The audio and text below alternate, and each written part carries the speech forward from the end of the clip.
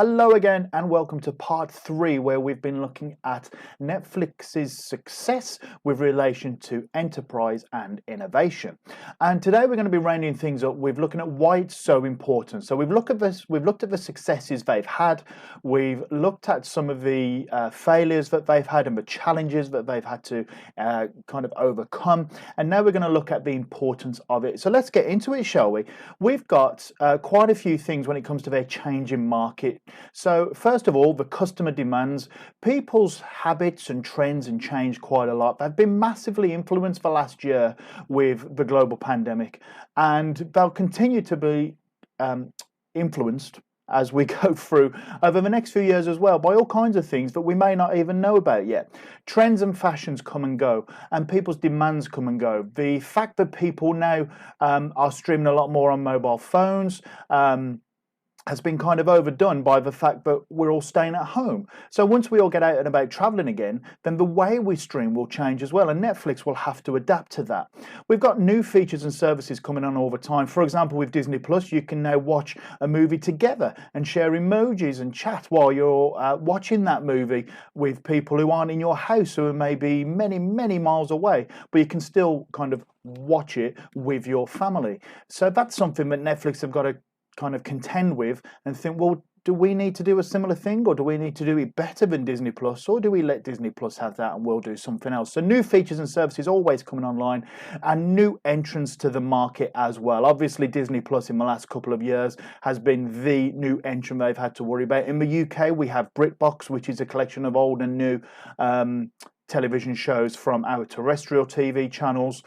So there's always going to be new entrants to the market and people trying new things and organisations competing with Netflix on different levels that they haven't seen before. We've also got a necessity for innovation. You cannot stand still as an organisation and hope that everything stays the same, because it won't. Technology won't stay the same, your customers won't stay the same, and your competitors definitely won't stay the same. So we've got a very fast moving market where people can watch TV and talk about it instantly on social media, and people's opinions can change instantly, really. I was going to say overnight, but it's even quicker than that. So we've got a very fast moving market, and technology is moving so quick, and the way we engage with content from places like Netflix can change a lot as well. We've got the issue of price loyalty. So if a company can offer something better than Netflix that's cheaper, chances are people will go to it. I know I would. If I could still get the same shows or similar shows and it was cheaper, I'm not loyal to the Netflix brand. I watch Netflix because I like the shows on it. If that were to change and other services at cheaper prices were to come along, then I'd consider using them. So the idea of price loyalty, that people are more involved with, okay, well, what's the content? And if it's at a cheaper price, I'll just use that. And we've also got the variety of external factors, which we just spoke about as well, our competitors, our new technology coming online, the idea that Netflix is kind of geared towards providing their services through other people's technology. Okay, you don't have a Netflix TV, you don't have a Netflix computer, you rely on high quality TVs to be produced, on high quality computers, tablets, phones to be produced. So you've got a lot of external factors there that they need to think about, as well as the current economic slump that a lot of countries are in, you know, the UK especially. Can people afford to watch Netflix, or is it okay that they can because they're not spending the money on other things? Once they start spending money on other things like transport and getting back to work and holidays, will Netflix fall by the wayside on that? So there's a lot of external factors that we've got to look at as well. And there's a couple of links, as always, in the document that is attached to the description of this video that you can get a bit more information on. So we've kind of summing up here, and to do that we're going to look at businesses that didn't innovate.